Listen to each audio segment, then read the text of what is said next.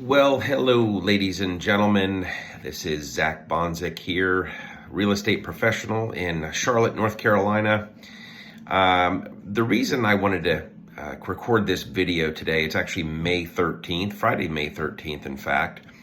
And I wanted to share some ideas and some thoughts with you as it relates to this real estate market that we're experiencing currently. And with the hopes that I can help some people make some really smart real estate choices. What we've been experiencing over the last couple of years has just been nothing short of absolutely mind-blowing. We've seen record improvements as far as real estate values are concerned. You know, people up 10, 15, 20, sometimes 25% of their overall value. Interest rates are beginning to climb. Interest rates have been at a historic low for a long, long time. Record number of refinances going on, and just a lot of noise in the market, and a lot of things to pay attention to. And so one of the things that I thought that I could do today is, in order to bring some value and perhaps even some clarity to those folks that have been on the fence, or whether they're on the fence about selling their home, because they don't know if they've hit the top of the market yet, or even if they sold their home, where might they go? And even for buyers who have been in the market or have been considering getting into the market, but have stalled for some reason. Oftentimes we hear buyers say, well, I'd like to wait for the market to calm down a little bit, or I'd like for the interest rates to be a little bit lower before I jump into the buying market, or I don't want to get into multiple offer situations. And so the reason I'm here today is to kind of maybe dispel some of those myths and to help you make really great real estate choices. And so I'll start here.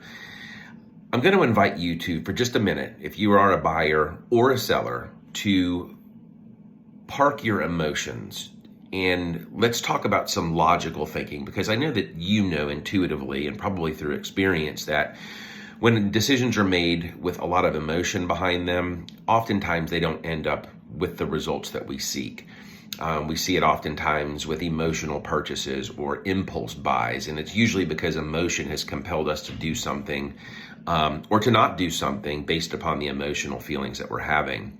And so I'd like you to park those for just a minute. I'd like you to just work with me through some logical thinking here so that you can know that if you've decided to buy or sell, or to not buy or sell, that you're actually thinking through this from the perspective of what the numbers tell us and what the economists are telling us. And so logic is in the front, emotions to the side. Here we go.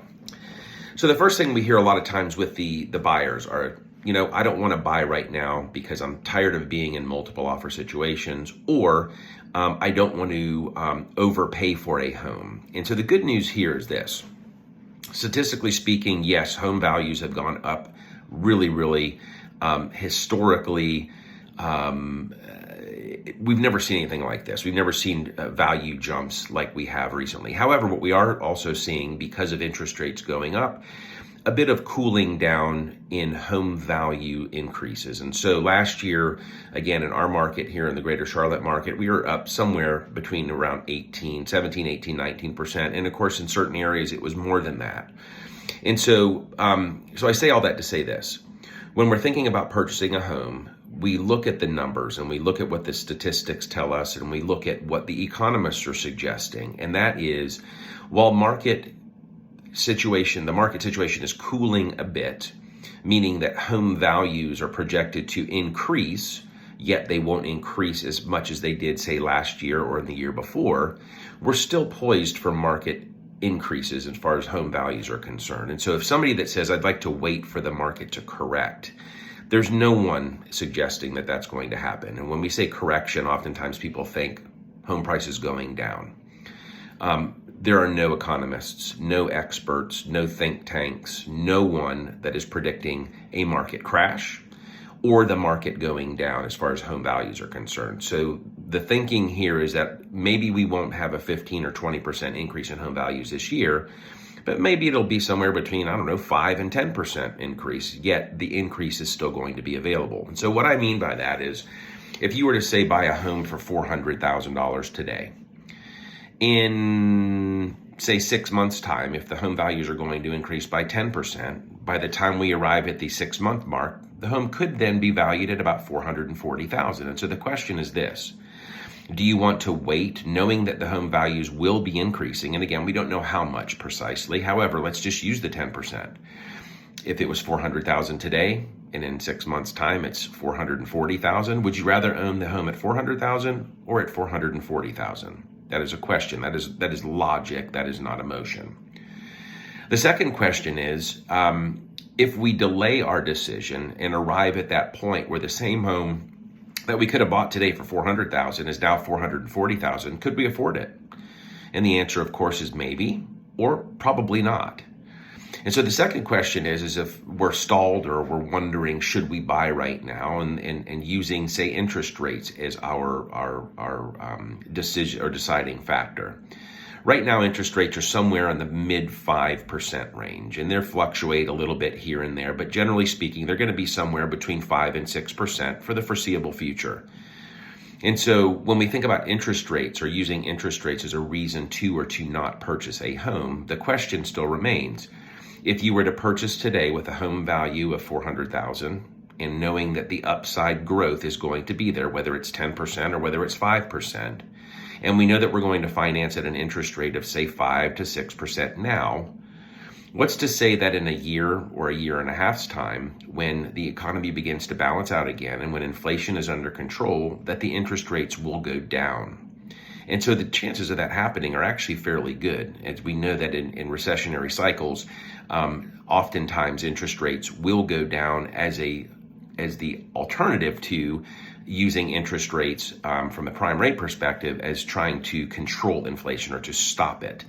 And so we know that the government has controls over the prime rate, which, while not tied directly to mortgage rates, have a very strong influence on them. And so just using this as an example, a $400,000 home that you financed at 5.5% today, and in 9 months, 10 months, 12 months, 18 months, the interest rates go down to 3.5%, 4%, there's nothing at all stopping you from refinancing. And so when we think about making good choices in real estate as far as buying your home, buying now still makes more sense than waiting for a more favorable interest rate and or prices to go down, because neither of the prices going down are not going to happen, at least no expert thinks that.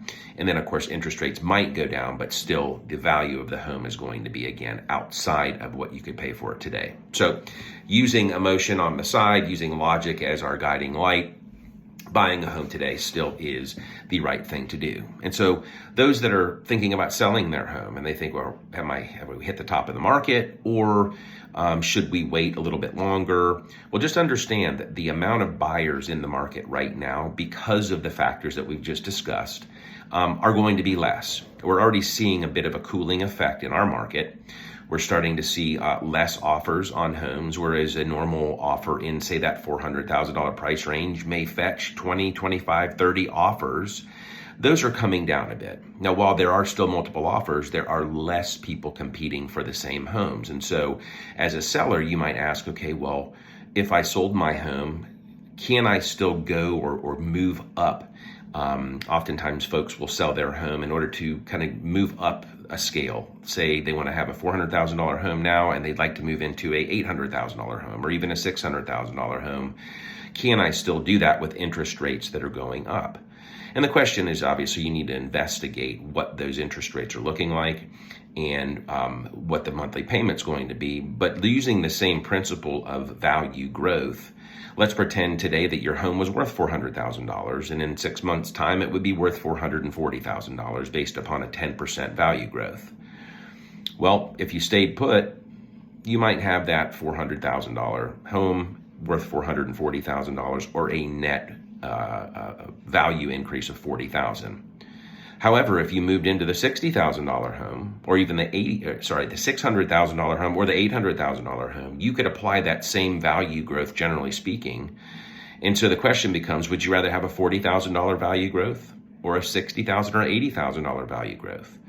Again, the amount of interest that you'll pay in addition is not oftentimes enough to sway your choice or your decision to move up in the home.